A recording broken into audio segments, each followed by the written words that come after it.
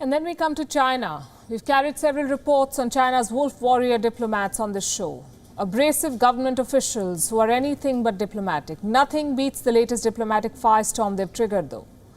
A Taiwan government official is in hospital after being attacked by Chinese diplomats. Let me repeat that. Chinese diplomats physically assaulted an official from Taiwan. Let that sink in. This happened in Fiji during the Taiwan National Day celebrations. Here's the full story. Taiwan's de facto embassy in Fiji was celebrating the island's National Day at the Grand Pacific Hotel, a grand event with Fijian ministers and foreign diplomats as guests. Officials from the Chinese embassy were of course not invited for obvious reasons. So two Chinese diplomats decided to gate crash the venue. They turned up at the venue and started taking photographs of the guests. Taiwanese staff confronted them. They asked them to leave. And this was when the Chinese officials turned violent. They assaulted their Taiwanese counterparts so bad that one of them is currently in hospital with head injuries. The violence stopped only when the Fijian police intervened. Back in Taiwan, the entire country is appalled, and not surprisingly. The Taiwan Foreign Ministry has put out a strongly worded statement. Let me quote from it. "We strongly condemn the violence against our diplomat in Fiji by China's uncivilized wolf warriors. As a sovereign state, we will continue celebrating our National Day everywhere and every year. Taiwan is a force for good in the world, and we won't be intimidated." Wong Ting-yu, the co-chair of Taiwan's Foreign Affairs and National Defense Committee, has said, and I quote, "We cannot let China bully its way into doing whatever it wants." How has China responded? The Chinese Foreign Ministry sent Mr. Zhao Lijian to clarify. His response was both outrageous and laughable.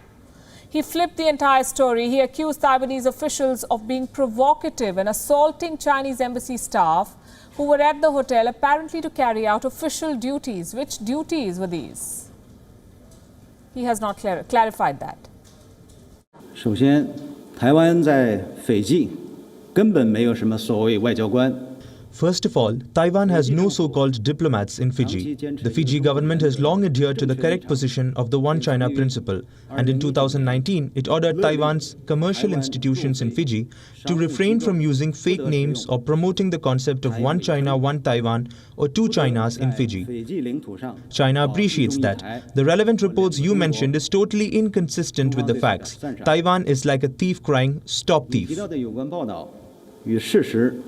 完全不符，台方是贼喊捉贼。台机构人员对在同一酒店。 On that very evening, the staff of Taiwan's institution in Fiji launched verbal provocation and physical confrontation against the Chinese embassy staff, who were carrying out their official duties in the public area of the same hotel, causing injuries to one Chinese diplomat and damage to his belongings.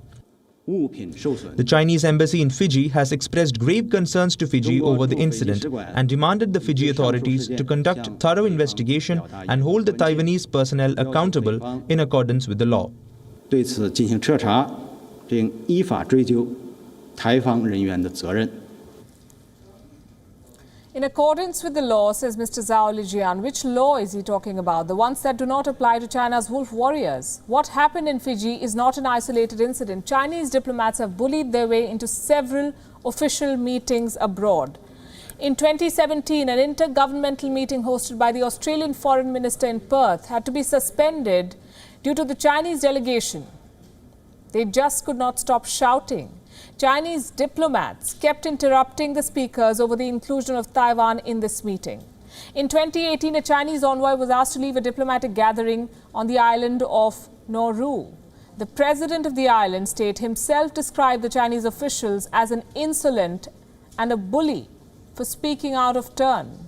If you need more proof of their abrasiveness, look at this tweet.